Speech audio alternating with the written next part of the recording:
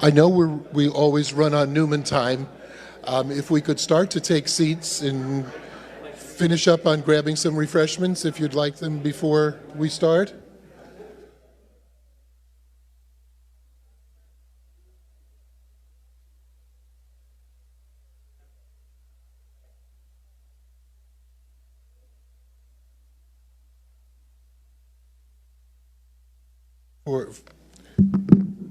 For those of you who don't know me, I'm Mike Toner. I'm a member of the parish here and also part of Upstate New York Call to Action, which is actually has been sponsoring Michael's speaking.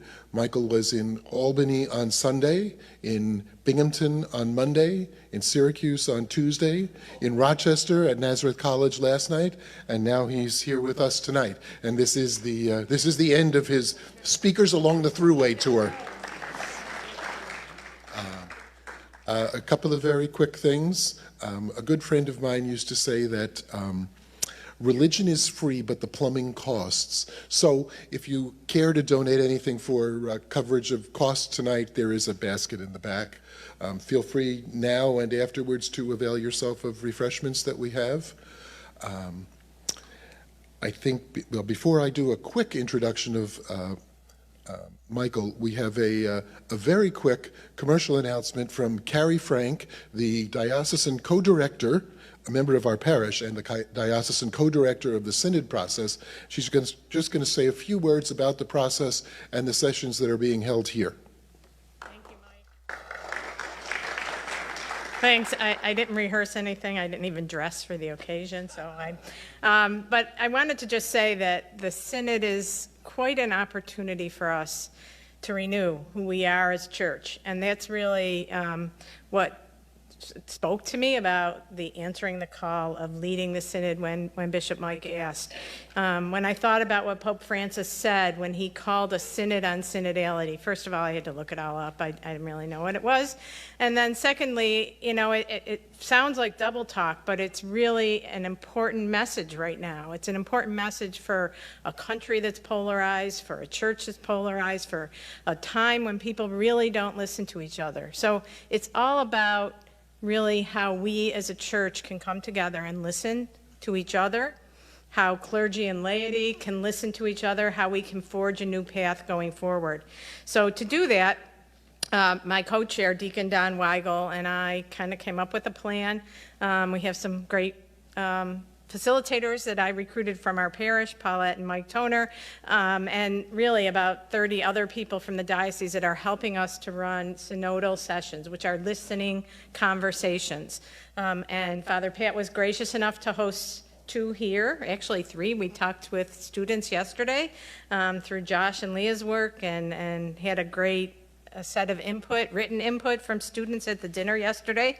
And we have 2 sessions, one for women on May 16th and an open session for anyone on May 31st. And if those dates don't work for you, on the diocesan website are an array of other locations and times that people can join in the synod conversations. This is really phase 1.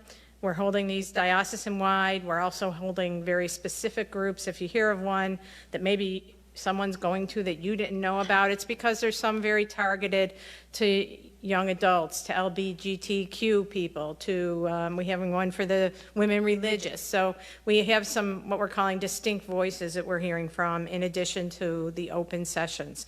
The flyers are at the door. Please take one. Please register. We're trying to make sure that we have capacity and not overcapacity, given still the concerns about COVID in the community. So I really invite you all to join in. The ones here are Monday, May 16th at 7 p.m. and on Tuesday, May 31st at 7 p.m. is the women's session, yes. Great, thank you so much, and thank you for letting me speak and putting this together. I think you've probably all had a chance to read the flyers on the door and around the church, so I will just say Michael Sean Winters is a columnist for the National Catholic Reporter. His column is Distinctly Catholic, about the intersection of the church and the world, and I'll let him take it from here. And he has agreed he'll answer questions afterwards, and we probably have a little time for hospitality afterwards. Thank you. Thank you, Mike, and thank you for advertising the Synod, and I second that. This is a chance to get involved, and I'm going to actually finish talking a little bit about the Synod.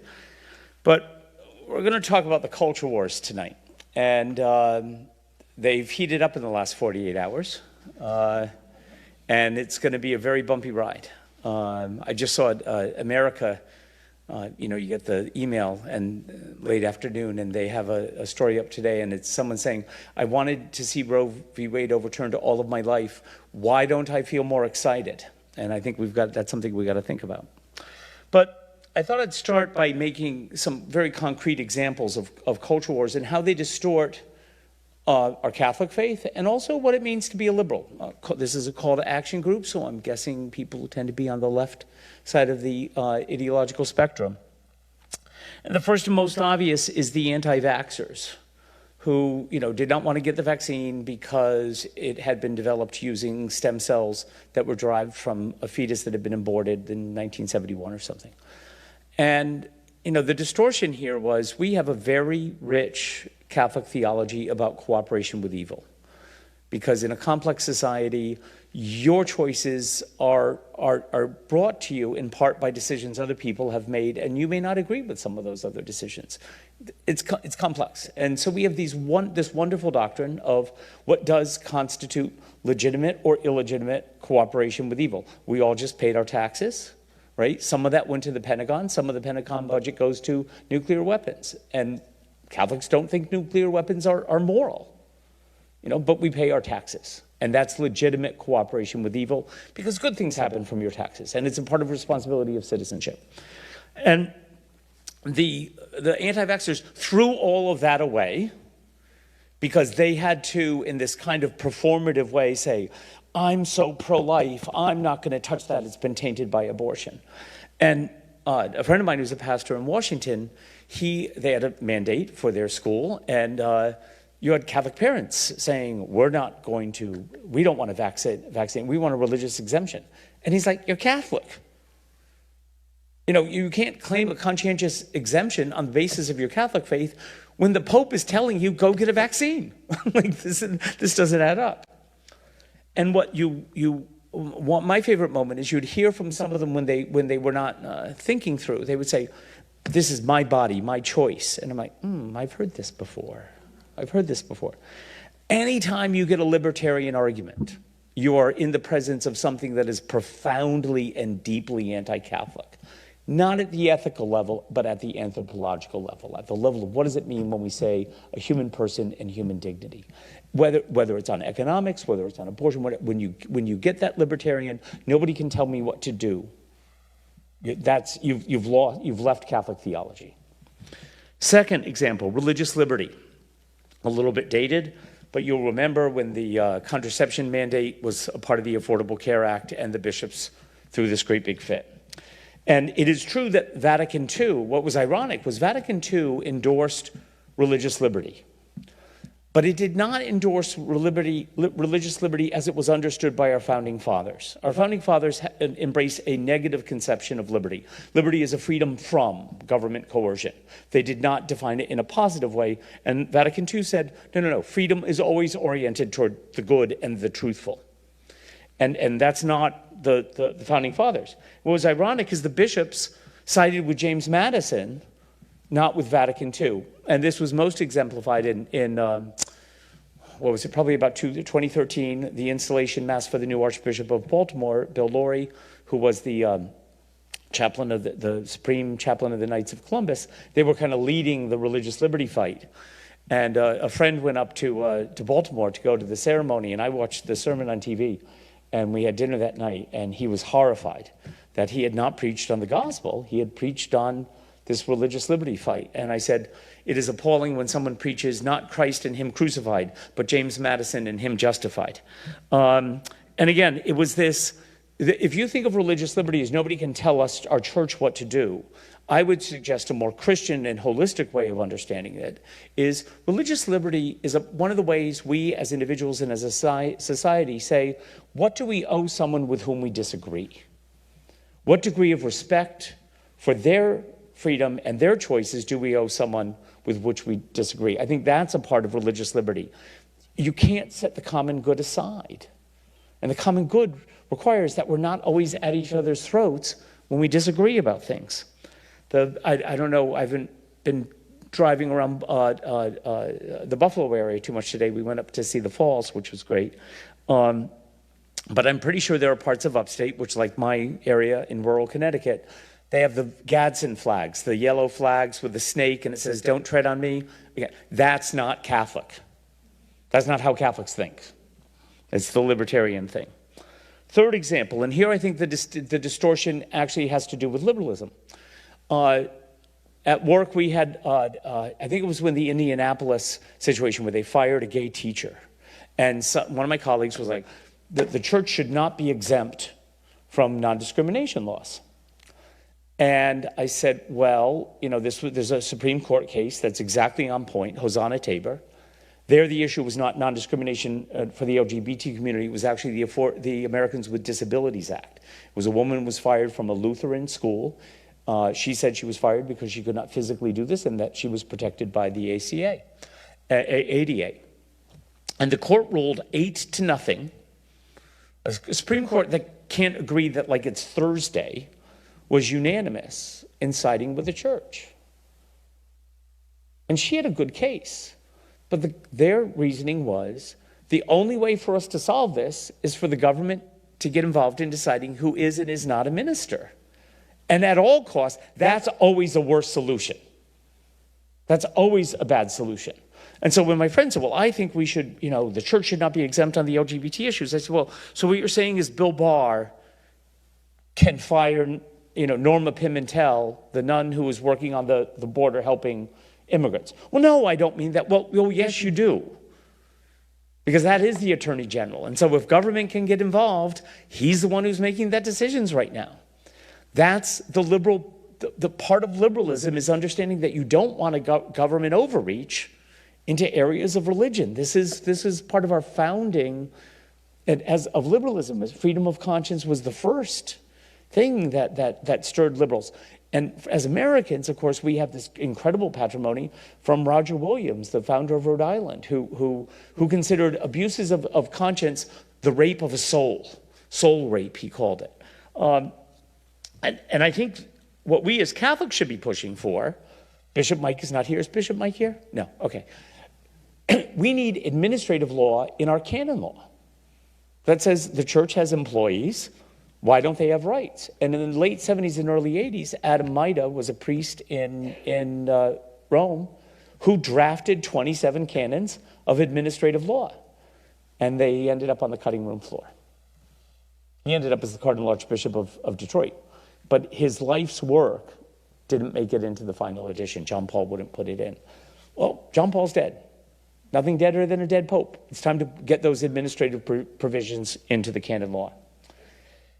You know, I read a story the other day that in Utah, in 2015, the LGBT community and the lead elders of the Mormon church got together and they came up with a law for non-discrimination that protected gay rights in housing and employment, but also protected the Mormon church's ability to say, look, we don't recognize gay marriage. This is not the teaching of our church.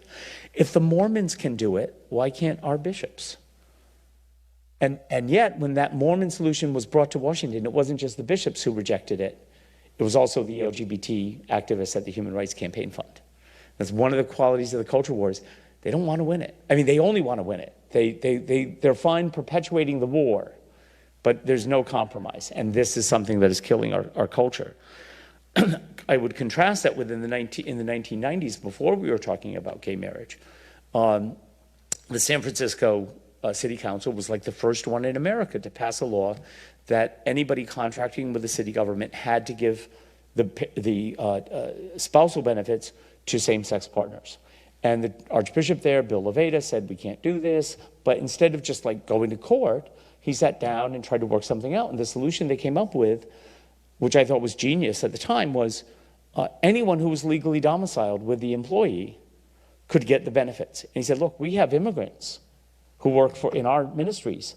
They may be same-sex, they may be different sex, but they may have an unemployed cousin who's newly arrived to the country, who's living with them, who could use those benefits. Why limit it to just married couples and couples that are like married couples?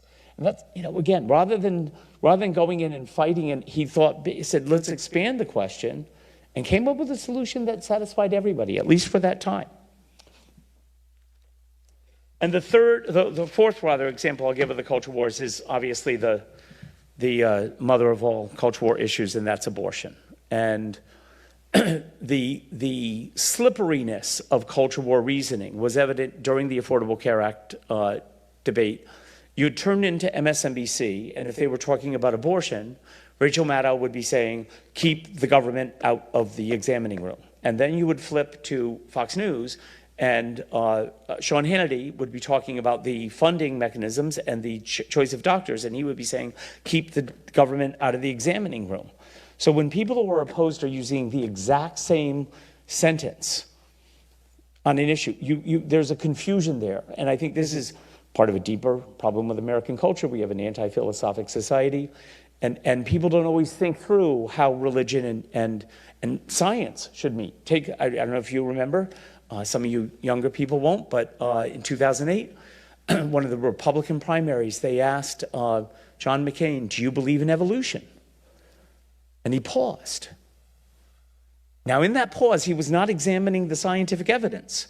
He was thinking, what will happen to my share of the evangelical Protestant vote if I say I believe in evolution, right?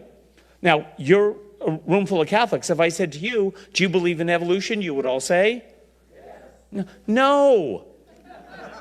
Evolution is science. The whole point is you don't believe in it, you demonstrate it. So think of how sloppily even us who have, this Catholic intellectual tradition, and we get confused. Classic America, great moment. I think it was 2016. One of my mentors, Leon Wieseltier, used to be the literary editor of the New Republic. He was at the Jewish Review of Books. They have a big thing in New York. And he said, being a Jew, and I think the same as a Catholic, it implies certain things about the world and a worldview. And he said, but we Americans don't think that through. He said, we do in politics. Right? Like in politics, you can wake somebody up at 3 o'clock in the morning and say, what do you think of Obamacare? What do you think of the Iraq War? And the person can answer you. But if you wake them up in the middle of the night and say, what does it mean that that God was incarnate in Jesus Christ? They're going to be like, huh? Boy, do we have to educate ourselves on. Back to abortion. Again, the libertarian argument is on both the left and the right at times. The pro-life groups also, I think, did something really horrible, and this gets to that sentiment in that America headline, which is, if we've been opposed to abortion and wanted Roe overturned, why does it feel so kind of yucky now? And I think it's because the pro-life forces align themselves with a political party that ignores everything else that the Catholic Church teaches, including most of the other Catholic teachings about life issues. If you are concerned about life, if that is your value, then you should be fighting poverty, because poverty is a leading abortifacient in America. A lot of abortions happen because women feel, I can't afford this child. And do the math. It costs several $1,000s to have a pregnancy taken to term. An abortion is $400. That's a big difference, especially for people who are uninsured. Climate change is a life issue. It threatens all life on the planet, for God's sake. And anyone who denies that climate change is a life, this is obscurantism of a medieval quality. That's actually a slur against the Middle Ages. Alchemy is a less threatening, intellectual deformation than denial of climate change. And then the last example was our bishops they issue this quadrennial document, Forming Consciences for Faithful Citizenship. It's before each election. And they voted that abortion was the, quote, preeminent issue in the 2020 election. Now, what's wrong with that? You can decide it's the preeminent issue. I could decide it. But if the bishops are telling us That's the preeminent issue. They are not forming our consciences, they are replacing our conscience. And I will invoke our Holy Father, Pope Francis, who in Amoris Laetitia said the church should form consciences, not replace them. And that's exactly what the bishops were trying to do. Pro-choice groups also engage in the culture wars. And something from a very early time, when I did my first book in 2008 on, it was called Left at the Altar, How the Democrats Lost the Catholics and How the Catholics Can Save the Democrats. I came across an essay by Daniel Callahan. It was the first issue of Commonweal after Roe v. Wade. And he wrote, and I just thought this was beautiful, I'm willing, no well prepared, to grant women that right to an abortion under law. I only ask that the society that grants this right be prepared to look with unblinking eyes at just what it is doing, not deceiving itself for one moment about even one aspect of what a granting of that right does. And he added, not incidentally, values are reconstructed by making the value of a potential human being dependent on being wanted by its mother. Bedrock principle of Catholic teaching. The human dignity of every person is inherent. It's never dependent on what someone else says. Never. And this points to, I think, what has always been a kind of Achilles heel for liberalism is eugenics.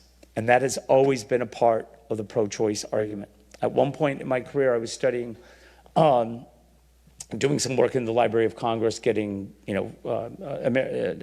access to the microfiche of the pamphlets at the time of the American Revolution. But you always had to wait about a half hour.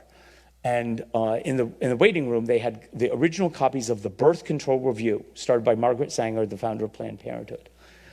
And so this is 1919.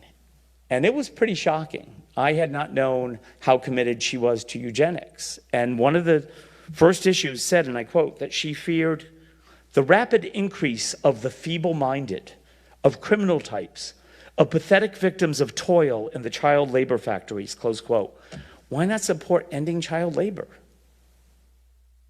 And that's because the liberals just didn't see that. We have a leftover taste of that in our ongoing commitment to meritocracy, has a kind of eugenic, albeit not so nasty, consequence.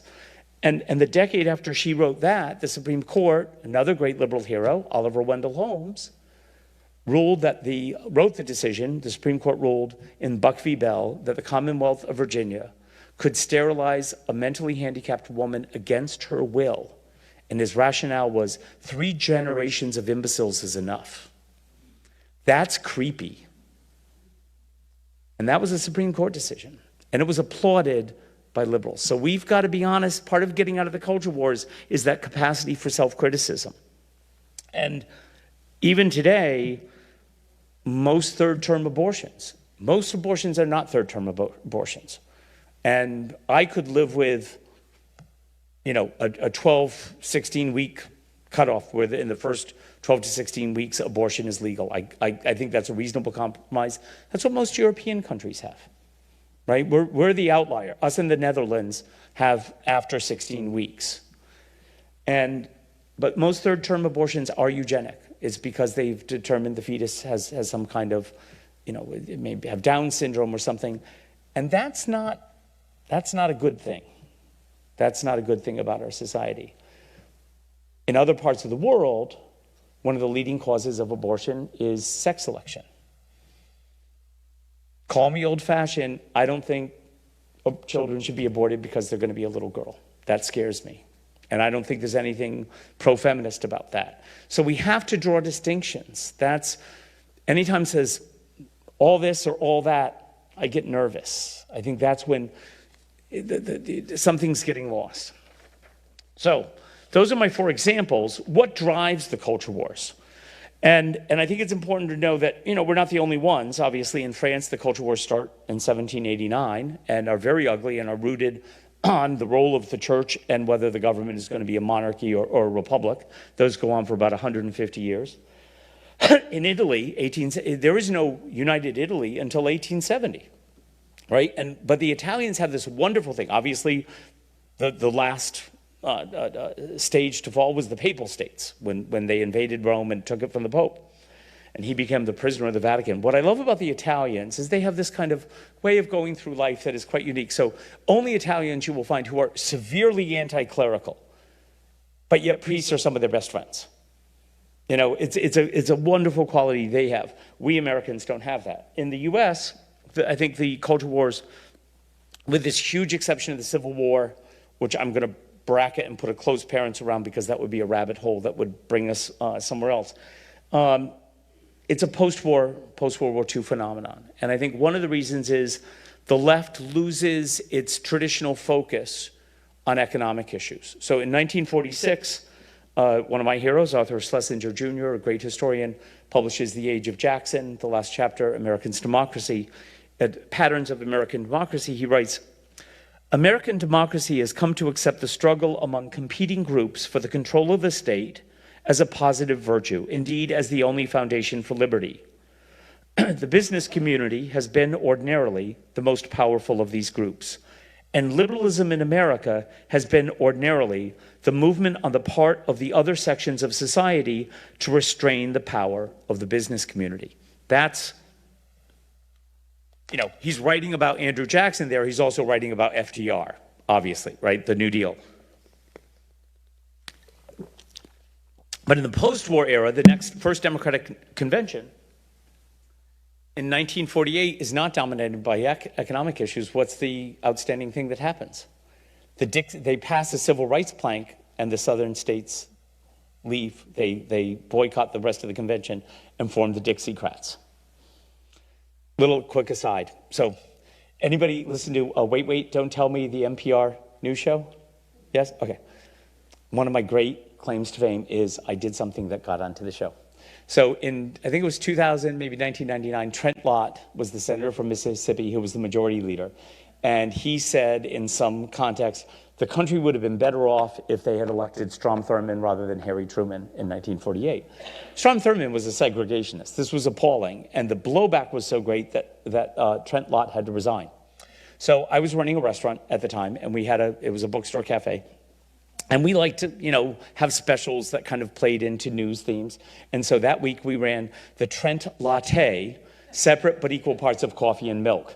And that made it onto Wait, Wait, Don't Tell Me. So I was very happy about that. But in 1948, rather than this traditional economic concerns, and the great thing about an economic concern, at some level it's foundational, but it's also like if I think the minimum wage should be $15 and you think it should be $10, we can compromise at 12 or 13. You can't do that on issues of the culture wars the same way, or at least we've not learned that capacity. In 1968, 20 years later, again, the Democratic Convention, this time in Chicago, blows up over the Vietnam War, right? By this time, you've started to get deconstructionism is taught in the schools. Everybody's buying Howard Zinn's history, and so you get the rise of this new left that is critical of the United States in a way you've not seen previously from American citizens. And on that theme, Cardinal George, who was somebody I had disagreements with on many issues, but he was brilliant. And in his second doctoral dissertation, his theology dissertation was on the enculturation of the gospel in missionary work. And he had this beautiful paragraph. And challenging paragraph, not just beautifully written, but challenging for us on the left.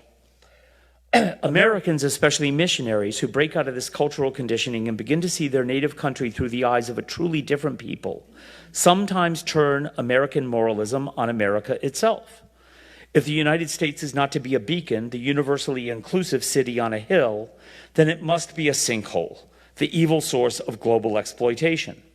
Sometimes this judgment is religiously justified as a prophetic stance. Sometimes, in more sociological terms, disillusion calls itself countercultural. Criticisms of institutions and social structures is not, however, countercultural in an anti-authoritarian society such as that of the United States, a country with a mass media lionized dissent. Nor is every social criticism prophetic. The Hebrew prophets, critical though they were, never told their people that they should renounce their past and cease to be Israelites. Rather, the prophets pointed to God and called their people back to their original covenant, to the best in themselves and their history. Modern alienation is not a biblical virtue, close quote. That's a very challenging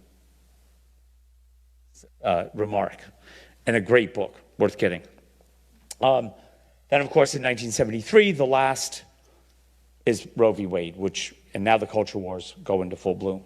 It's interesting that the Catholic Church, on those three instances, the Catholic Church fought very strongly for civil rights. We forget that when Dr. King gave his I Have a Dream speech, the opening prayer at that rally was given by Archbishop Patrick O'Boyle, who was a conservative old Irish Catholic. He was conservative, but he was all in on civil rights. And the next year, when there was a filibuster against the Civil Rights Bill, he denounced the filibuster as immoral. We could use a little bit more of that today, perhaps. And then on the Vietnam War, Catholics and the Catholic hierarchy were very divided. And then on abortion, the hierarchy was completely horrified. On the right, I would say that their embrace of the culture wars also really happens after World War II. And as a man of the left, I think it was more sinister. And it has two major components. One is the rise of libertarianism in economic and political thought. I don't know, anybody read Democracy in Chains, a book by Nancy MacLean, must-read book about the Koch brothers and how they have historically used their money. And there was a man at the University of Virginia in the 1950s named James Buchanan who had imbibed these ideas from Hayek and von Mises about libertarian, or what we would call laissez-faire economics. And he marries it with the writings of John Calhoun defending slavery before the war. And you get this strange anti-government, power to the corporations, very strange mix. They go on to found the Cato Institute. And the Cato Institute is a big think tank with a lot of money in Washington, D.C. that peddles libertarianism. They had me on a panel just before the Holy Father came in 2015. And I was there with this horrible economics professor from the Catholic University School of Business. Does this university have a business school? Okay, but it's not a Catholic school. It's soon. Okay, Catholic universities that have business schools, I don't trust them unless they are called the Dorothy Day School of Business. That I would trust, okay? But this was the Bush School, Tim Bush, founder of the Napa Institute School of Business. And this guy starts in on Francis, and he goes, well, he's an Argentinian, and so his judgment is clouded because they only know crony capitalism, and it's not like our capitalism here in America, which is virtuous and all this. And I'm like, wait a minute. Nobody ever said, Pope Benedict, he's from a snow globe Bavarian village. What could he know? If you're the Pope, you're the Pope. You're the universal pastor of the church. And this guy was just completely dismissing Francis because he was a Latino. It was appalling. Anyway, that's the Cato Institute. But their money is, the Koch brothers have spread their money around to a lot of universities, to a lot of political candidates. Neil Gorsuch is a product of that universe almost uniquely. John Roberts is not. John Roberts is an old-style kind of Burkean conservative. Neil Gorsuch is a libertarian conservative, completely in that mold. And it marries itself, I think, unhelpfully with this racist populism. There is a direct line. I don't even have to make an argument about this one. You will know it. Strom Thurmond to George Wallace to Pat Buchanan to Donald Trump. I mean, you can look at precinct voting levels and see, counties that started going in that direction. And those were the issues. They voted for George Wallace in the primaries in 68 or 72, and they were voting who was running as a Democrat, right? He was in the Democratic primaries, and they were voting for Donald Trump in 2016. And I think the only other thing I would add there is that in the last 40 years, there has been a really unhappy consistency between the Democrats and Republicans about neoliberal economics, and that has allowed all the focus to go on the culture wars. Bill Clinton, who I voted for twice, he signed NAFTA. He signed the cutting of the capital gains tax in half. And so as you drive through some of these smaller towns where the jobs left in the 60s and the 70s and they never came back, that's not all on the Republicans. Some of that's on the Democrats. Barack Obama took over in that meltdown after that meltdown of 2008, and he bailed out the banks, didn't bail out the homeowners. That's neoliberalism. I think that was a real mistake, and I think those helped pave the way for Donald Trump. Not the same way these racist populists paved the way, but Democrats have something to answer for about how we approach political issues and the lack of regard for working class voters, and that they need jobs, white and black. And, you know, stunning thing about the 2020 election, Donald Trump improved his margins among Latino and black voters. I mean, that has to tell those of us in the more educated parts of the Democratic Party, we're doing something wrong. We're not listening to working class voters, and that's something we got to fix. What fuels the culture wars? Money, money, money, money, money. The rise of special interests and lobbies and of the professionalization of campaigns in the 1970s, it has really helped ruin democracy.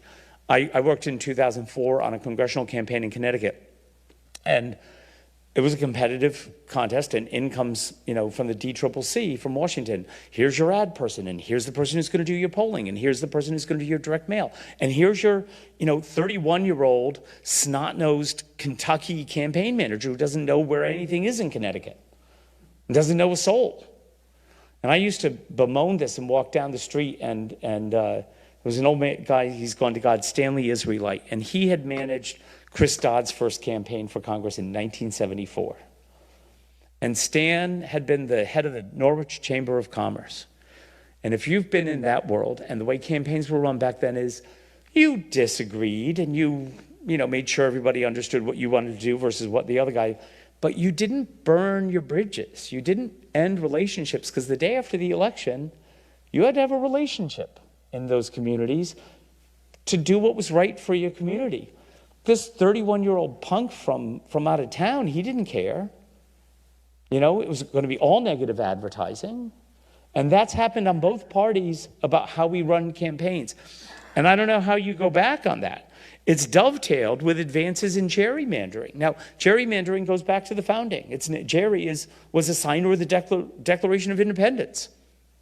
So it's been around. But once you have computers that can say, this side of the street goes to this district, that side of the street goes to the other district, you get to a situation where we are now. We're going into a midterm election. There are 435 members of Congress. Guess how many of those contests are going to be competitive? Anyone want to guess? 45 to 65. 10 to 15%. The rest, it's if you're a Republican in half of those districts, you're going to win in November. The interesting part is this month, the primaries, right? But what does that mean? That means if you're an incumbent in a safe Republican or Democratic district, you never have an incentive to come to the center, because the only way you're going to lose is if somebody challenges you from the extreme, either the left or the right, depending on the party. So this is pulling us apart. And finally, you throw in the power of social media, where the algorithms reward anger. They don't reward wisdom. They don't reward intelligence. They reward anger. And you get this toxic mix that we have. I saw a tweet the other day. It was brilliant. Tony Annette, a young man, well, to me young, probably in his early 50s, and he wrote the best book of the year. If you don't read another book on Catholicism and public policy, this is the one. It's called Cathonomics, How Catholic Tradition Can Create a More Just Economy. Tony was a speechwriter for Christian Lagarde at the IMF. And he's got that rare gift. He's wonderful with words, and he understands the math. But he explains complicated economic things better than most people. But he tweeted the other day, fighting tedious culture wars while the planet burns is the truest form of decadence. Those are some true words. And here's the final characteristic of the culture wars. They're not winnable. They're not winnable. They're not meant to be won. They're meant to fight. If they could be set aside with a compromise, the people at NARAL, the pro-choice group, and the people at the Pro-Life America group, they lose their jobs. They do this strange symbiotic relationship develops. It's I watched this happen. I was in Washington for 37 years, and you would see the talking points end up this election, it's this talking point, the next election, it's the exact same words, and they're saying it. And it's just strange. And the damnedest thing, and again, proof it's driven by money, Lee Drutman, a great young political scientist, did a study of that what people mean when they say, I'm a liberal or I'm a conservative. And he looked at the exit polls. So exit polls, this huge, broad, sample of like 65,000 people. It's a very reliable poll. And he stipulated that some people are liberal on economic issues and maybe conservative on social issues, or vice versa. So he created a quadrant, and this came up when Howard Schultz and Michael Bloomberg were thinking of running. They were saying, we're going to be the centrists because we are socially liberal, but we're fiscally conservative, right? So he plotted this, and obviously people who are conservative on both this quadrant would be the Republicans, that was about 27% of the voters. The quadrant opposite were people who said they are liberal on both, and that was about 23%. That's the base of the Democratic Party. The Michael Bloomberg, Howard Schultz quotient, which is conservative on economic issues but liberal on social issues, guess what percentage? 3.8%. The quadrant opposite, more conservative on social issues but more liberal on economic issues, what I call Pope Francis voters, 28%. Why are both parties not running to them? Because corporations are not interested in funding a campaign that is based on liberal economics, and because the culture wars need the social issues to be prominent. And if you can put 28, I'm not good with math, but 28 with either of those other two quadrants, you're getting close to 60%. And yet, neither party has done that. That's the measure of the influence of money. So what do we do about it? Because in these talks, so I can be more conversational, I do these bullet points so that I can keep making eye contact. And so when I first read this to myself, I didn't realize it was too long. So this third section I'm going to make very, very short, because on the sheet that Mike has, you can do it for yourself, but you can also find there. This was an explanation of a wonderful book. When I moved back to Connecticut in 2017, I'm unpacking books, and you're like, wow, I forgot you had this. I'm going to reread this. One of them was Christ and Culture by H. Richard Niebuhr, published in 1951. And a couple years ago, 3 years ago, if you all noticed, like the time before COVID, like you can't remember whether it was 3 or 4 or 5 years ago because it's all like a blur. Anyway, so at some point pre-COVID, the first week of Lent, I did a series that week of 5 essays on this book. And what he said is there are different ways of answering the question of how does culture relate to Christ or Christ culture. The first would be like the Christian radicals, those who reject the claims of loyalty put forward by culture on behalf of the lordship of Jesus Christ. They're the radical Christians. And they are the first Christians, right? Because they had to combat a pagan culture. But it's also obviously the root of the monastic tradition, that you remove yourself from the culture to embrace Christ in a more full way. The Catholic worker movement would be radical Christians in our time. They reject, she would say, no, we're not going to go to war. The country wants us to go to war. We reject that because of our radical following of Jesus Christ. I think he has a taxonomy of 5 different things. You can read the book. It is wonderful. You can read my 5 essays, which are not as wonderful, but it will give you the gist. And the value of now this Niebuhr was a Protestant, and so his intellectual, one of the habits of mind of Protestant theology is to distinguish, to differentiate. It's the either or, thing, and he does that, and it's very useful. Catholics, we have a more humanistic tradition. We do the both and, right? Grace and nature, faith and reason. Whereas, Luther, was beware the whore reason, for she will go with any man, right? So there's this different tick. But what I found useful about Niebuhr is not that I want to be a radical Christian or an accommodationist Christian or a synthesis Christian, but at different times in life, you feel yourself being drawn to one of those 5 ways of answering that. And read about the other 4, because that will allow you to criticize yourself and keep yourself honest. And that's our task always, is to keep ourselves honest. Let's face it, we all cherry pick quotes from Scripture, right? And we ignore other passages from Scripture that we find difficult. And if you ignore them long enough, you can even forget that they're there. That's not helpful. That's not helpful. So That's the kind of 35,000 foot how you confront the culture wars. Read the Niebuhr book, read my essays, think about it, 35,000 feet, and I think you'll come out feeling, I'm moving in a direction. Let's talk, and I'll finish with some 5,000 foot levels. And the first one we have to do as individuals, as citizens, and as a church, and you wouldn't have to say this 20 years ago. I can't believe it has to be said.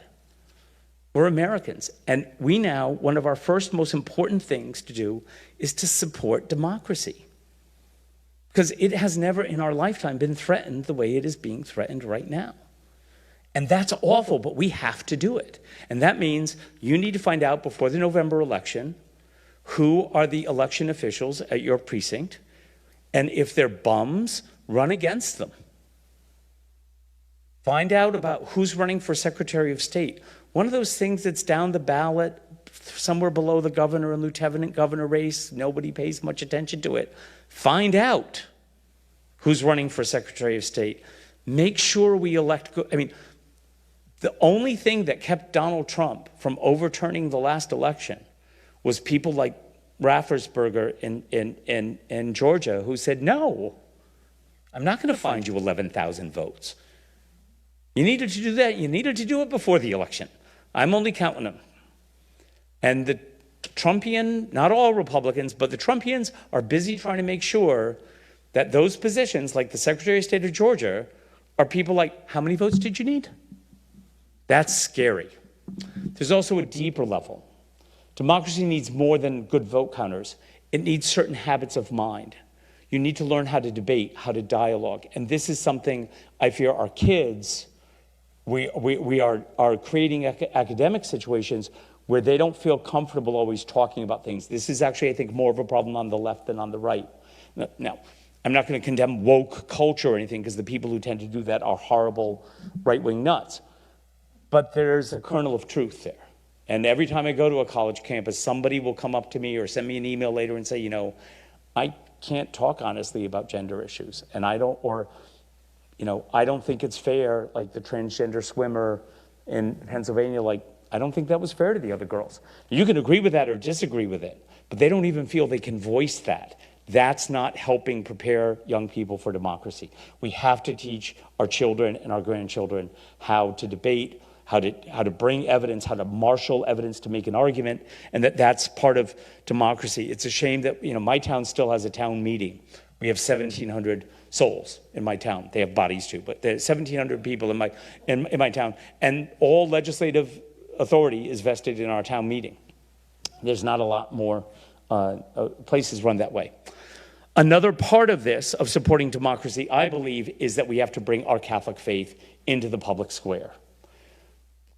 I did a biography of Jerry Falwell because I was trying to figure out how that happened. How is it that the face of religion in American public life now is Jerry Falwell and his miserable children? In the 1960s, the face of religion in the public square was Dr. Martin Luther King, William Sloane Coffin, and the Berrigan brothers. There has been a decline. So get into the public square and say, I'm here as a liberal Catholic.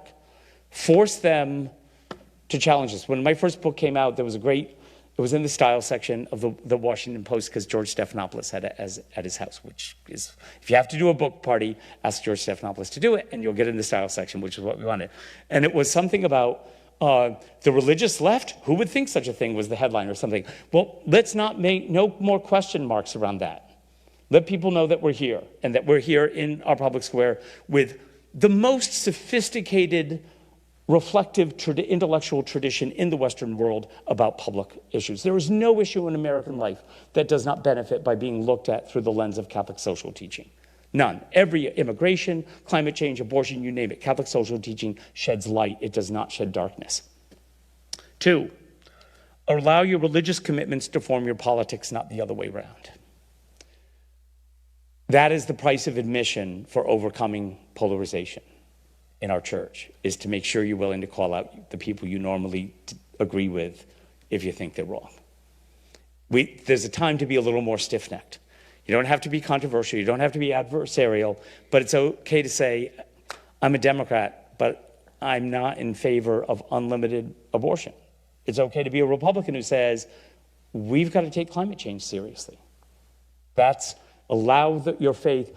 If faith gives you nothing else, it gives you a stance from which you can stand and critique your society. Let it do that. Let it do that. 3, and this is a personal point of personal privilege, but I think there is a deep truth there. We've got to stop with the invocation of the prophetic voice. I am speaking prophecy to you. Really now. The prophets were reluctant to become prophets. When God taps Isaiah to be a prophet, Isaiah 6, what's the first thing he says? Woe is me.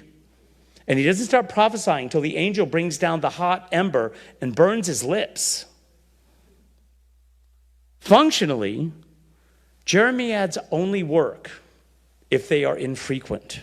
They are as American as apple pie. You can go back to the early Pilgrims and Puritans, and there are Jeremiads. There are these denunciations of the current norm on behalf of God. They are perfect. But if everything is a Jeremiad, nothing is a Jeremiad. There's a wonderful book, Kathleen Caveney, probably one of the smartest people I've ever met. She teaches both law and theology at Boston College. She wrote a book called Prophecy Without Contempt. And someday one of these right-wing bishops is going to write an article, and I'm going to respond to it with an article entitled Contempt Without Prophecy. But anyway, she wrote this, and it was filled with insights like this. For the Puritans, the breach of the covenant was their prevailing sins, which were more or less uncontroversial. They agreed about what constituted a sin. The penalty was the loss of material prosperity. In our era, however, it seems that this structure is completely reversed. The uncontroversial covenantal obligation is to secure the nation's economic and military well-being. Political parties that do so are rewarded with the opportunity to implement their own contested vision of what counts as virtue and vice. Think of how this dynamic feeds the culture wars. If you ask voters, what's the most important issue? What percentage say abortion? 4%, sometimes 6% of the poll. Economy's like 60%. Now, I suspect that 4 to 6% probably doubled or tripled in the last 2 days, because this is going to be a bumpy time for our country to debate this. But most elections, people vote for somebody or not because they want to change, and they want that change because they think the economy is not doing good. Or they say, we're going to keep with the status quo because they think the economy is doing so well. But whoever wins gets to reward their followers on the culture war stuff, even though that's not what the voters were voting for. Republicans can always live with this because what does that do? That creates a certain distrust of government, a certain sense of, I'm not connected to the government. I wasn't voting for that, and they're doing that. How is this happening? Republicans can always live with that because they're the anti-government party.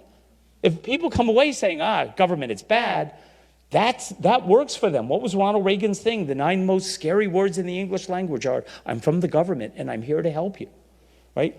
That's not how Catholics view government as a good, as a necessary good. We've always viewed government as a necessary. Doesn't mean it's always right, but you don't bemoan it. If there's a problem, you fix it. But government is a good in our tradition. Lastly, I'll just say, not every disagreement is a battle. Not every battle has to be civilizational. God whispered to Elijah, the hardest thing to be in America today is to be who you are softly. We as Catholics need to think about that. 4th, we have to inform our conscience. And we have to inform our conscience about the church's teaching on conscience. Too many people, I think, in America today think conscience is whim. And the phrase, I don't even like the phrase, well, it's my conscience. Because conscience is God's voice speaking in our heart as we try to make the moral choices that we have to face. And the divine law is always an applied thing. You might choose to apply it this way. You might choose to apply it a different way. That doesn't make either of you a bad Catholic. It means that in the exercise of your conscience, you applied the same teaching in a different way. Now, church teaching isn't taffy. You can't stretch it into something that's unrecognizable. but it's always an applied thing. I was very lucky in my teen years. I had this great pastor. He had been trained in Paris at the Sulpician School, unreconstructed liberal of the 60s in both religion and politics.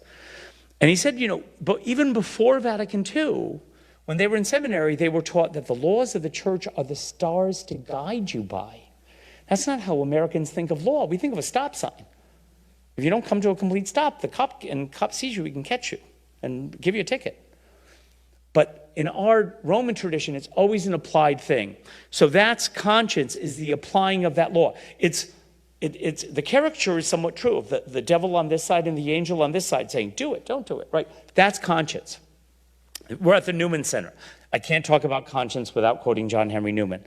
In his wonderful letter to the Duke of Norfolk, he wrote, "The rule and measure of duty is not utility, nor expedience, nor the happiness of the greatest number, nor state convenience, nor fitness, order, and the pulchrum. Conscience is not a long-sighted selfishness, nor a desire to be consistent with oneself, but it is a messenger from him who, both in nature and grace, speaks to us behind a veil, and teaches and rules by his representatives. Conscience is the aboriginal vicar of Christ, a prophet in its informations, a monarch in its peremptoriness, a priest in its blessings and anathemas. And even though the eternal priesthood throughout the world could cease to be, Father, no offense, in conscience, the sacerdotal principle would remain and would have a sway." If John Henry Newman had not written the Apologia Pro Vita Sua, or the beautiful sermon, The Second Spring, or the poem, The Dream of Gerontius, if he had only written that, he would still be the greatest English writer of the 19th century. Just gorgeous, gorgeous, gorgeous. Dissent. Just want a quick talk about that because I think this gets on the synodal process. Sometimes it's not that we disagree about how the teaching is going to be applied, but we reject the teaching. We think it's wrong.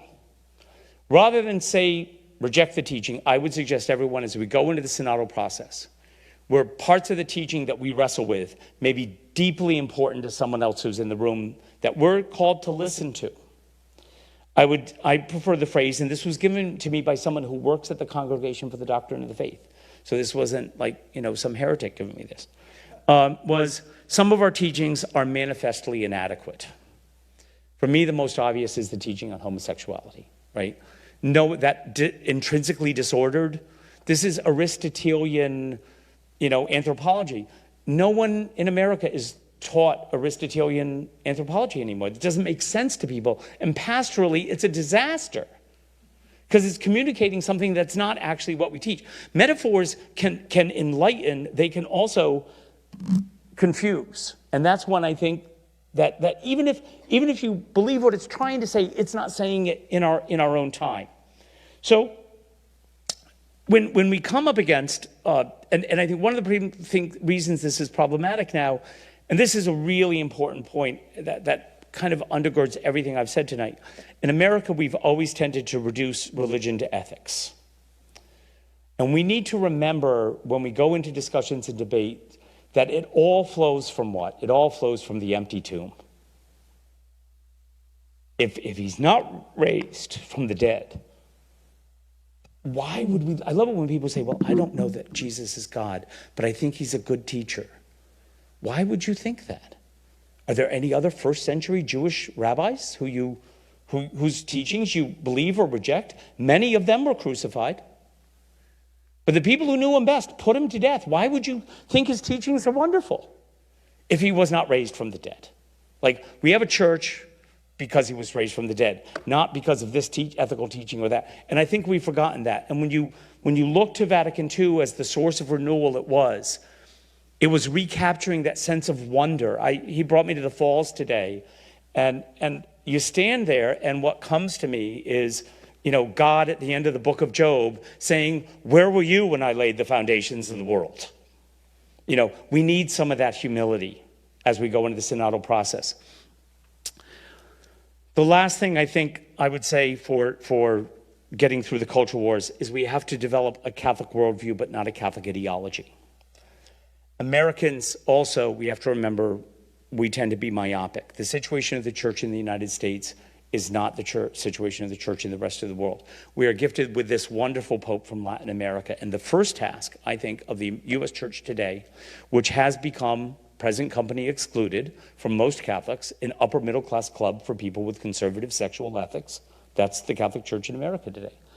And yet, we have this influx of Latino immigrants who bring a very different conception of church. And we need to learn from the gifts that they are bringing us, because the old model was, you're an immigrant, you have to assimilate. The last thing we want is our Latino brothers and sisters to assimilate to America's consumerist culture, because we need the gifts that they have. In October, I went down, good friend, he's the Archbishop of San Juan, Puerto Rico, and he had back surgery in New York, so I went down to take him out for lunch, and we were talking. It was October 3rd, his anniversary of being made a bishop. And at one point he said, well, you know, you Americans are so much more moralistic than the Latin church. And I said, you know, Bobby, you told me that the first time we had dinner in 1990, that same sentence. And my question is, and I'm actually trying to organize some academic conferences to explore this. The Latino church is less moralistic than the gringo church. It is instead more fill in the blank. And he said, well, the first thing out of his mouth, we Latinos, we are much more realistic about and sympathetic with the human condition, right? Now, there's a danger there that can become an invitation for hypocrisy and corruption and a whole sort of thing, and misogyny, right? There's the great Italian joke of the guy has a heart attack and he's in the hospital and the priest goes to visit him. He says, you know, Giuseppe, what happened? He goes, well, you know, I was fooling around with the new girl at the office and I had a heart attack. And the priest says, Giuseppe, you have responsibilities. You have a family. Your town needs you. Your factory is important to our town. I forbid you as your spiritual director to have sex with anyone but your wife and your mistress. Now, that and your mistress captures that sympathy with the human condition. But that culture also has historically been really rough on women. So nobody gets a free pass in this, but I would posit that we need another quality of the Latino church that they have. It's a much more relational understanding of faith. It is not a propositional.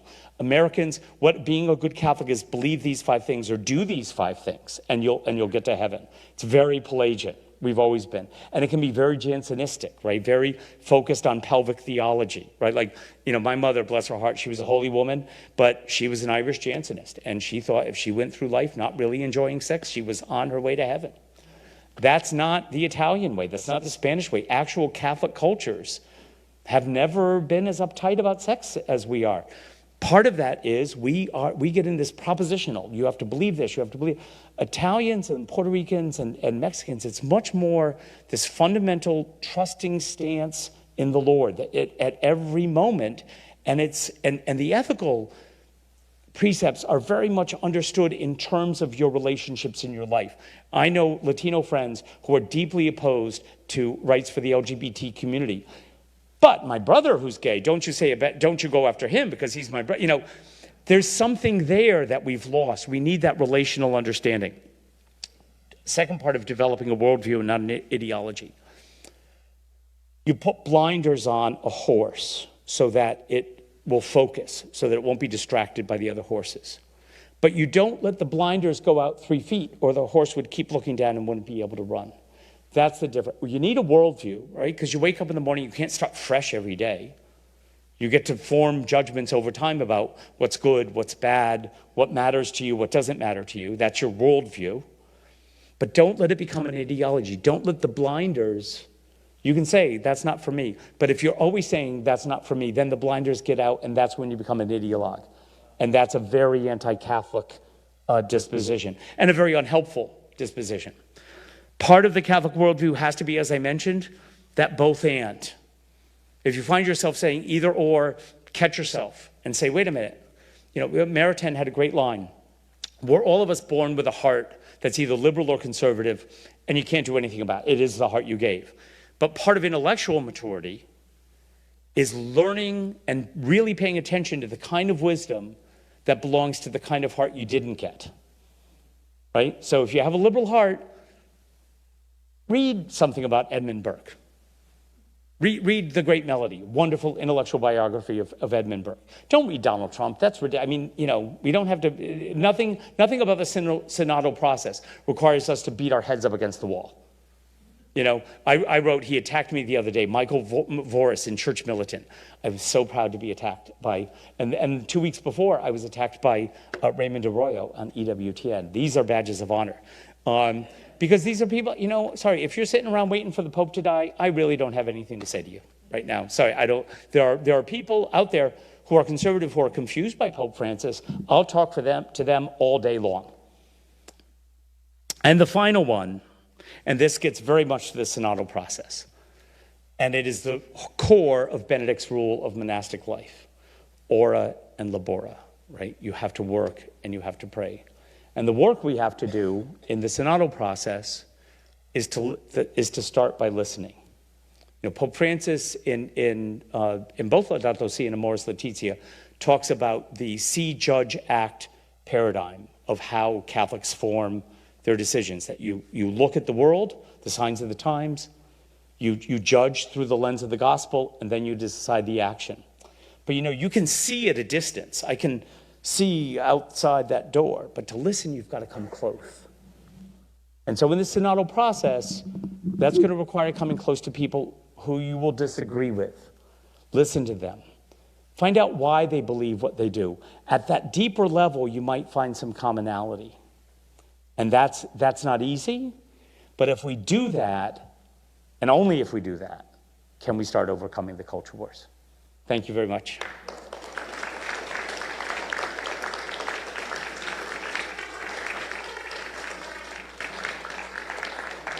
I think we've got time for questions. Yes, Mike? When do we have to be out of here at a time? Okay. Except I got to get dinner at some point. But other than that, I'm good to go. And I desperately, they came in, they said, do you want some refreshments? I'm like, do you have a double martini? And I'm like, oh, no, after the talk, I get a double martini, but not before. Anyway, questions, thoughts. Young people should have questions. I see. It's good to see young people here. Sure.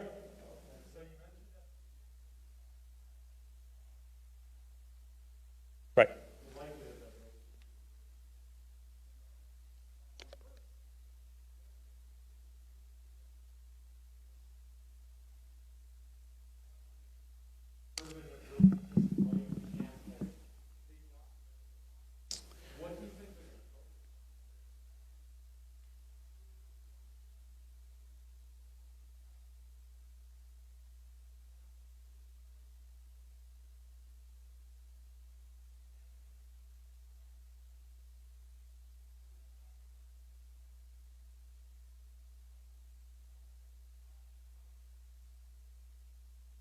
Right. Right.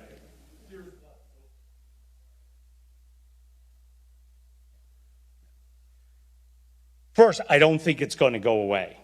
Okay. My problem with the pro-life movement, and I've been saying this for years, is you've got to do a much better job making abortion unthinkable before you make it illegal. And I don't think we've done that, precisely because the pro-life movement has not fought for paid maternity leave, for the Affordable Care Act, which brought health care to millions. Again, it's not hard to figure. Abortion is cheap. Childbearing is expensive. And I think that has to be tested. I also don't think it's going to be 35. I think there are 27 states that are where the Republicans control both houses of legislature and the government. There's only 13 in which there's divided government in the country, which is pretty remarkable. And even there, like Massachusetts happens to have a Republican governor, but he's a pro-choice Republican governor. So I think what will be interesting is Pennsylvania, Wisconsin, and Michigan have divided government, genuinely divided government, and those are three of the states Joe Biden won that Hillary Clinton had lost. I'm looking at what happens in those states. Republicans could pass any law they want up until now because they knew the court was going to toss it out, and so they could get their prizes and their stars and applause from the pro-life movement for passing it, but it wasn't going to take effect. And I will predict in most states, maybe not in Mississippi or Louisiana, but in most states, the first time a woman dies procuring an illegal abortion, you're going to see a backlash. I also think you've already started to see the backlash. So I think it's going to get profoundly ugly in the short term. What are the other issues? Let me give you an example of not just another issue, but how I think we on the left went about it badly. The Holy Father in 2015 issues Laudato Si, this call for Catholics to become engaged in preserving our climate. And the activists at the Catholic Climate Covenant and some other groups, what did they do? They presented it to the bishops as a public policy issue with an ethical component. And I remember talking to these people and saying, the conservative bishops, they're fighting about religious liberty. They're not going to give you the time. This is so low. Bishops spend 5% of their time max in the waters I swim in all the time, worried about politics. That's not their day job. I said, you should start by working with labor unions and corporations to go in and convert the plant of Catholic schools and Catholic churches and Catholic chanceries to sustainable energy. Because there's not a bishop in America or a priest in America who doesn't want to save on their utility bill. Sean O'Malley and the Cardinal Archbishop of Boston, I went up and I said, I've got the IBW for you. I've got this company. They will do all the financing. No money up front. Because the church doesn't get the tax benefits that the law gives for sustainable energy. So the company got those. Because the church can't get, the church is already tax exempt. We don't get it. So the company says, if we can have your tax benefits, we'll finance the whole thing. So he put up a 1.5 megawatt installation outside his chancery, these huge coverage. Now he has carports over all the parking lots. You don't get wet when it rains. He's saving $15,000 a month and put no money up front. And everybody who drives by on that stretch of the Beltway sees the Archdiocesan Chancery, and it's covered with solar panels. That was how they... So we need to be a little bit more creative. The hard part politically on the climate change issue is, the Koch brothers made their money from extraction industries, right? There's fossil fuel industries. But one thing we can do as a church is make sure when we do an installation that it's union labor, okay? A lot of union members voted for Donald Trump. A lot of union members are deeply suspicious. Rich Trumka, who went to God last year, he was the head of the AFL-CIO. He was a mine worker. Go talk to a mine worker about solar power and that coal is bad.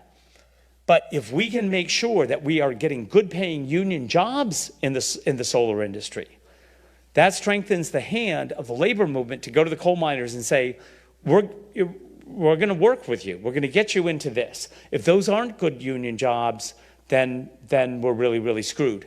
What's another issue that I think we could find some common ground on?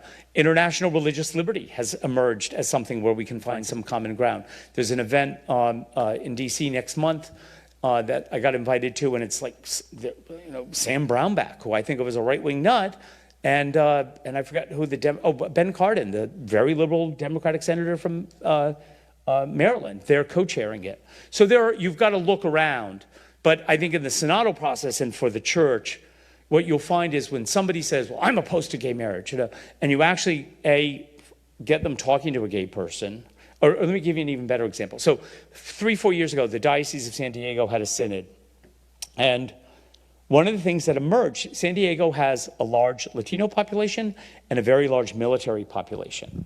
The military population is quite conservative. The Latino population is much more liberal. And they got together, and one of the things they found in talking to each other about what worried them on a day-to-day basis was that the experience of families who had a soldier deployed was very similar, and the pastoral needs of that family were very similar to those of a family who had had somebody deported. And Bob, the bishop, said, never would have occurred to me. Like for the 6 tables, this emerged from the conversation. At one of the more recent ones, when they did the listening for this, there was an LGBT person sitting at the table with a person from the traditional Latin Mass table. And the traditional Latin Mass person at the end said, oh my God, I had no idea. I completely support that we include this statement calling for something that the LGBT person wanted. Everybody's like, what's going on? Now, the downside of the story is then the guy went back to his traditional Latin Mass parish and they threw him out. But, there was that moment. And then the Pope threw them out. No, so it all worked out. No, I think you'll find it at the level of values and what people really care about. There's a lot more commonality.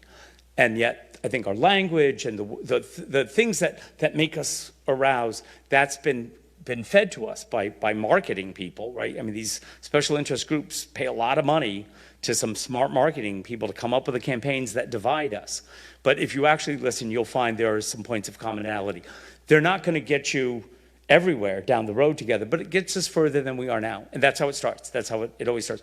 And remember, the church, reform in the church. So in 2002, I was writing about the sex abuse crisis. And my great friend, Monsignor Lorenzo Albacete, this 300-pound Puerto Rican Monsignor, he always had like the ashes of like a half pack of Marlboros on his suit and breakfast. I mean, he was a complete slob, but he was a genius. And he said, Mike, he was the only person who called me Mike, Mike, this sex abuse crisis is awful, but it makes me think of the Middle Ages. And he said, if I found out tomorrow that the Pope had a harem and he was running drugs in addition to the sex abuse and all that, then the situation of the church would be very similar to the situation of the church when Francis first kissed a leper.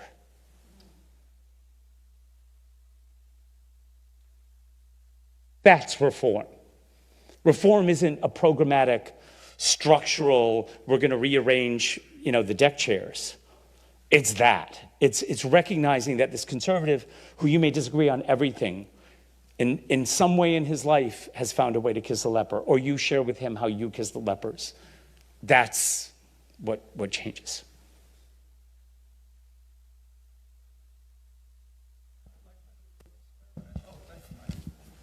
Looking out at all the gray hair here, and I have an experiment. Before Vatican II, I'm going to ask you to fill in a word. Before the Vatican II, any Catholic in the world or in the United States put their hand up and said, and objected to something or questioned something in the church, the response was always, you're going to fill in the word, the response was always, the church is not a democracy. It's not a democracy, and it's too bad. And nobody was able to say, well, why not? Because just shut up and go out, leave. Now we're talking about the synod, and I'm wondering, everyone's going to be enthusiastic about it. We're going to try to say how we'd like to change the church, but I'm wondering where this is going to go. I think in Buffalo it's going to go to the Chancery. God knows what they're going to do with it. It'll go to all of the chanceries in the United States. My opinion is I'll get in trouble for this, I don't care. Most of the American bishops were yes men who were made bishops by John Paul II, who was extremely conservative. So they're still yes men in the United States. So I'm wondering, what are they going to do with the information that they get into the chancery? Where's it going to go? Luckily, we have the German bishops standing up, asking real questions and getting pounded by everybody in the Vatican. So my question is, where do you think the synod questions and responses are going to go? There we go. Multi-part answer. And you've got somebody here on the synodal process. One of the questions I know the bishops are asking themselves. So in March, I had this conference in Chicago. There's only 70 people invited, half of them bishops. We had 4 cardinals. The nuncio came. It was a great conversation. And so I talked to a lot of bishops. How's the synodal process going? And I got to tell you, down the road in Syracuse, 45 listening sessions, and the bishop has been to every one. So kudos to him. And one of the things they're saying is, so we're doing this local stuff, and it goes to Washington first, right? And then the USCCB combines it and sends it to Rome. And then in October of 2023, which is 18 months away, Rome has the big synod, and then there's a document from that, and then the Holy Father will write a post-synodal exhortation. And they're like, what do we do in the meantime? Everybody loves the synodal process. There's all this energy, and they're trying to figure out, how do we keep this going at the local level? So whatever they get at the Chancery in Buffalo, how is that going to go back to the parish level, back to the people who came at the session? So they say, hey, this is what we heard from all the groups. Ask that question as part of your synodal thing. Say, what happens after this? Do we just wait for Rome? Now, that said, the church is not a democracy. And I'll tell you why. A couple reasons. There was a time, and I get into this fight with some of my older NCR colleagues who will not let go. We need more involved. We need lay people in decision making in the church. Normally, I would agree, and theoretically, I would agree. But in America today, you want to make the church more conservative, turn it over to lay people. You all are not your average Catholic. You all are not, and you're sounding like you're not your average chancery employee. Okay? Well, you know, then you know the chancery. You know, you got into a chancery because you were a pro-life Republican. That's how. In Washington, we had the first female chancellor. And she went to the head of the Maryland Catholic Conference and said, oh, you don't have to go to those labor events. They don't matter. Another event in Washington, I was in Washington, and so I know those situations. The issue came up about the children of same-sex couples in school. And so the cardinal brought it to his pastoral council, which is half laity, half clergy. And the clergy were like, well, of course we're going to have those kids in the school. We'll make it work. And the laity were like, we don't want those kinds of kids in our school. That happens everywhere. And if you think Call to Action has the juice and the money and the organization of the Knights of Columbus, I got to tell you. So be very wary what you ask for. Right? In this moment, in this time, democratization of the church would not be helpful. The German synod, I will also, now I just criticized the bishops who wrote and criticized them, but I also want to offer a criticism of the German bishops. And you look at what they care about. They were facing LGBT issues, women's ordination, contraception, and that's all good. But what wasn't on their list? The poor. We've got a pope who, you know, I used to have a colleague who would say, how I'm so marginalized. And I'm like, you have a master's degree from Yale. How marginalized can you be? You want to see marginalization, go to a barrio, go to a favela. And that formed our Holy Father's understanding.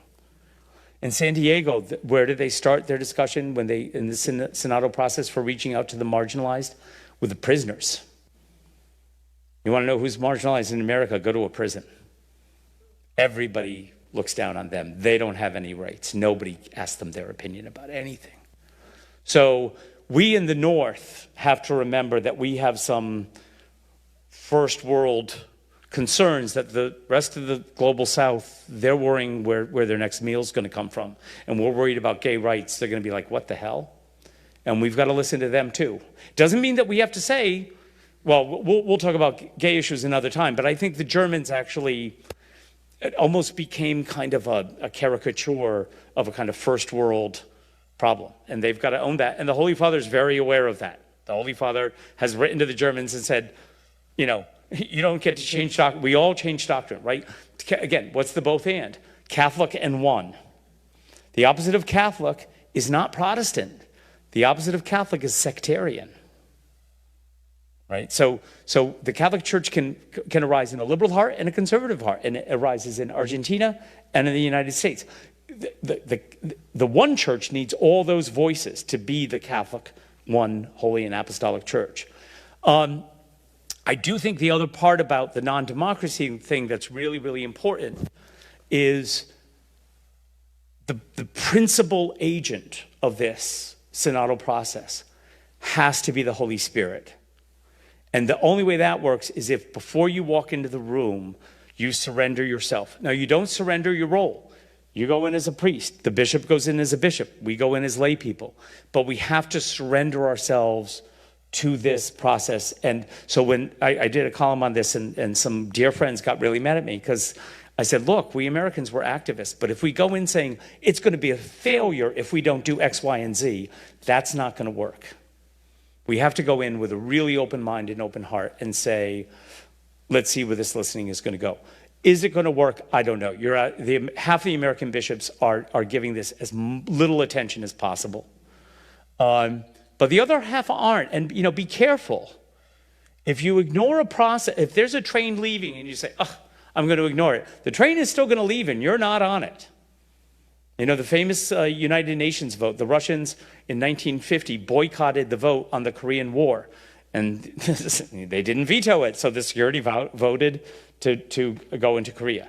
So, you know, their dismissiveness is not going to help them as the process goes. And my reading of the tea leaves, for what it's worth, none of us predicted Francis. I didn't expect the election of this wonderful, wonderful man. I don't think the Latinos are going to give up the papacy for 100 years. And I think the rest of the world is going to want a Latino pope after this, and maybe after that, or it may be a Filipino. But I don't think it goes back to the Italians anytime soon. I don't think it goes back. I think it's, there's the old joke about John Paul is dying. And he says, he has a vision of God. And he says, God, I have to ask you a few questions so that my soul can be at peace before I die. Do you know this joke? No? Okay. He says, will there ever be women priests? And God says, not in your lifetime, John Paul. And he says, will there ever be married priests? Not in your lifetime. And John Paul says, I know this last request is a bit selfish, but I have to ask it. Will there ever be another Polish pope? And God says, not in my lifetime, John Paul. How about one more? One more. Did that answer your question first? Good? Okay. Yes? One of the ways I can take your answer is to say homogeneity with 1.2 billion Catholics is a virtual impossibility. Right. Now, I'll go back to Vatican II with collegiality. And I look for collegiality to go one step further.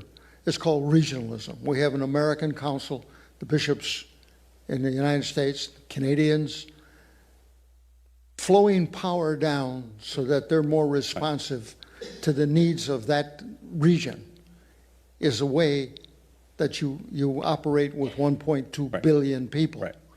My needs, my interests, my understandings are much different than the Southern Catholic Church. Yeah. Why I don't see any move to that. I see just the opposite. I see centrality.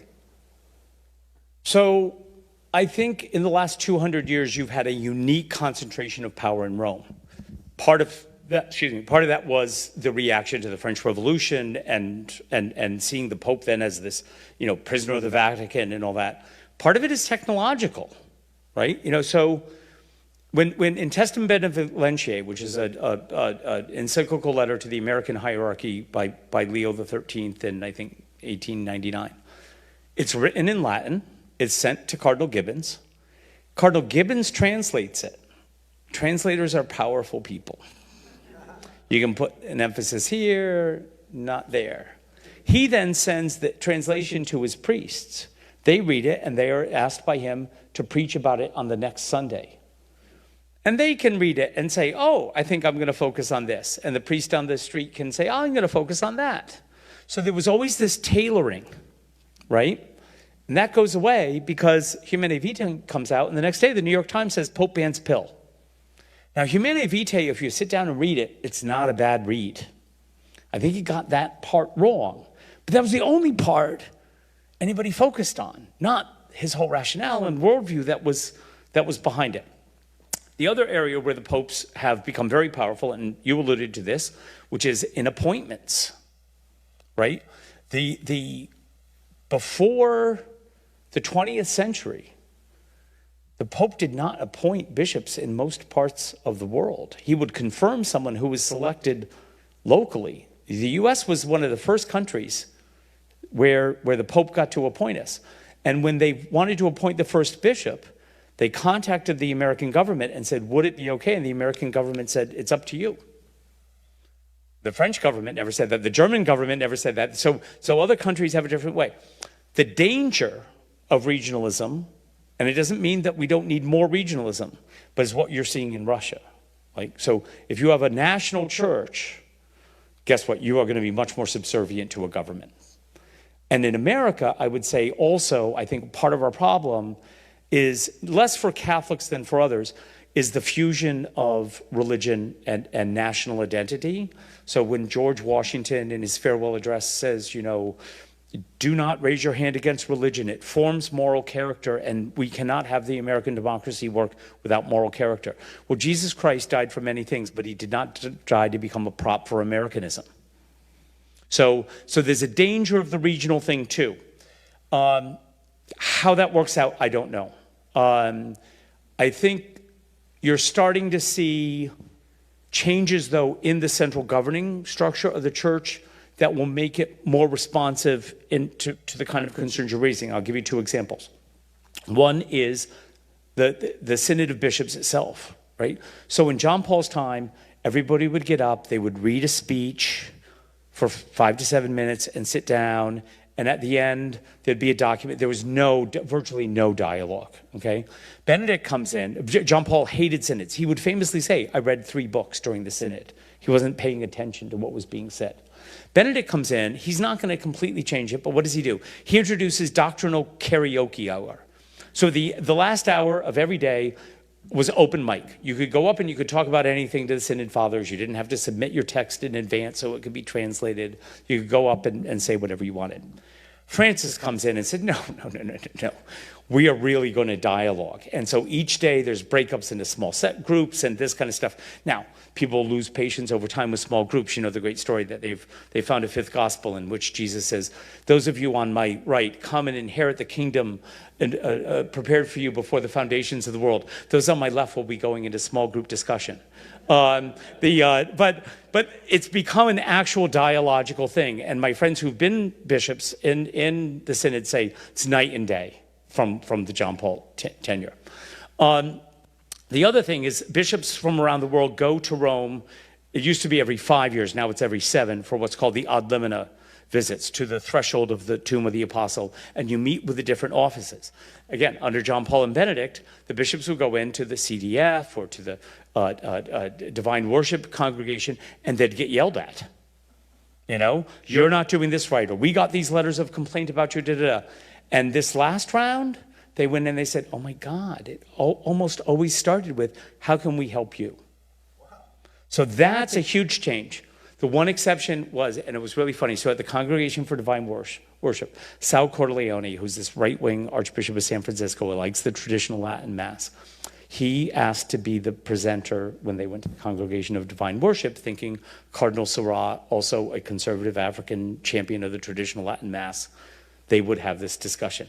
Well, they get in, and Cardinal Sarah says, I'm not feeling well. Archbishop Arthur Roche from England, not a right-wing conservative, he will handle the meeting. Sal Corleone's not the quickest on his feet, so he gives the exact same opening talk as he was planning. And this is not a huge group. This is a smaller group than we are here talking. And he starts talking about, you know, in our seminary, we've started to make sure all the priests know how to do ad orientem worship, where your back is to the people, like it used to be. And Arthur says, what don't these people understand? God does not live in the wall. You know, so it didn't always work out on the dialogical thing. And then when they met with the Pope, same thing, 2.5, 3 hours sitting around in a circle with the Pope. That had never happened before. So it's changing. As long as Francis is breathing, I'm really content to have as much power as possible in the hands of the Pope. Because we may not see his light again. But I think we will see more like him. I don't think there's any going back. I mean, you can only put some of the toothpaste back into the tube. And John Paul was not as conservative as we Americans considered him, right? Like he was interpreted to an American audience by George Weigel and Richard John Newhouse. And there's a wonderful book, someone here said that they read by Massimo Borghese, must read. And he goes through and dovetails how they ignored parts of what John Paul was saying. He was not, whatever his problems, he was not an American neoconservative. And think about his opposition to the Iraq War as the most obvious example. So there's stuff that you can retrieve there as a liberal in his teaching. His teaching on labor unions is wonderful. So he was a little more complicated figure, but he was a Polish authoritarian priest. And if you've been to Poland, the church, now it's changed in the 20 years I've been going to Poland. But in 2000 was the first time I went. And it was still, if Father says jump, you jump. And he was from that culture. I don't know if we didn't need that at the time. I don't, but does that help you some? I know you'd like more, but. What you just told me was,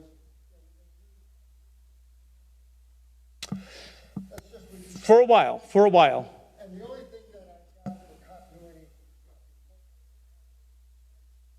Right. However, in one generation, Right. I can be to the right, to the left, anywhere. I don't see the continuity of the church. Right. I don't see the church. I mean, it's like General Motors.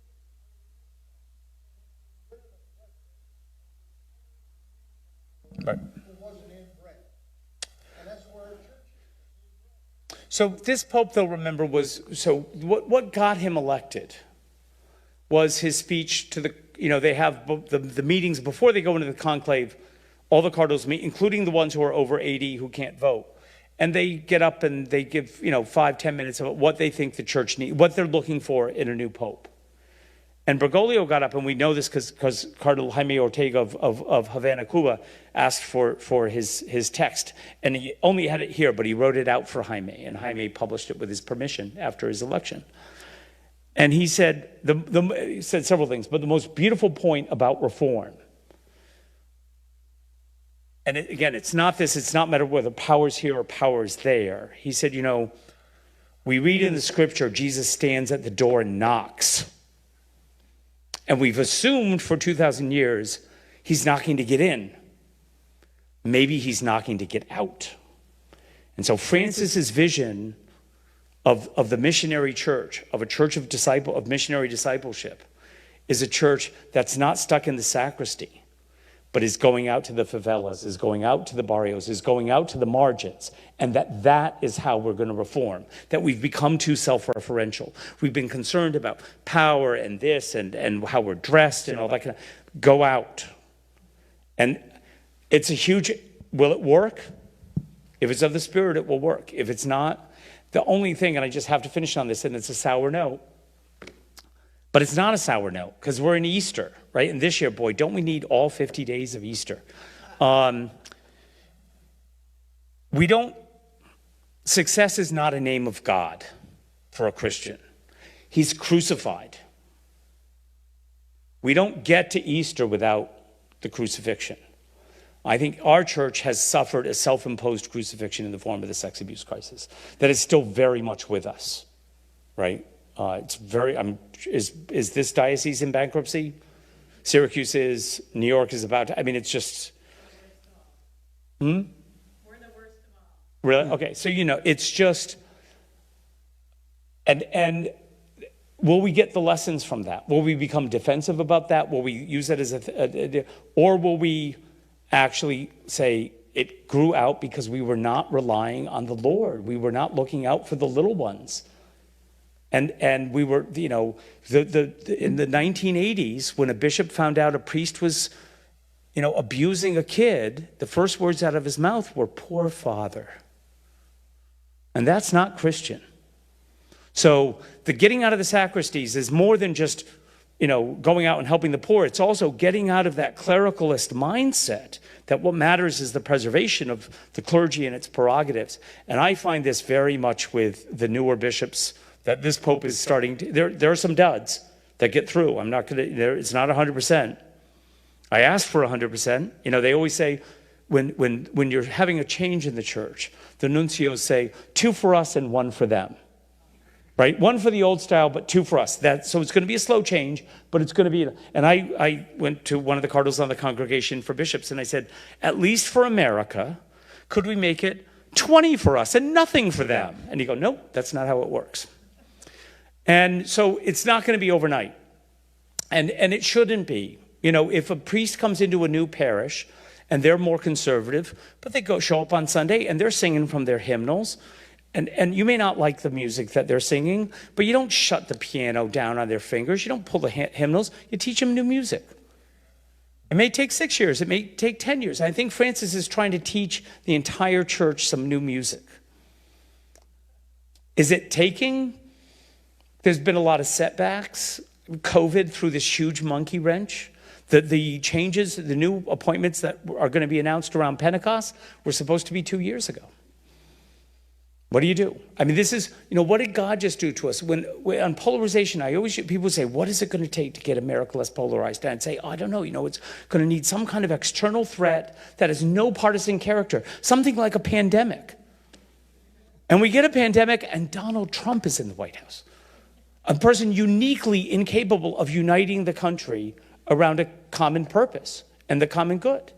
So I've got, we look through a veil darkly, but don't ever forget that to get to success, it's not a management thing. The greatest forces in the church are prayer, humility, suffering, and obedience. Not dynamic American qualities.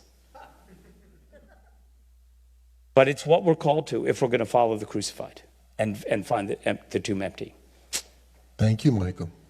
Thank you.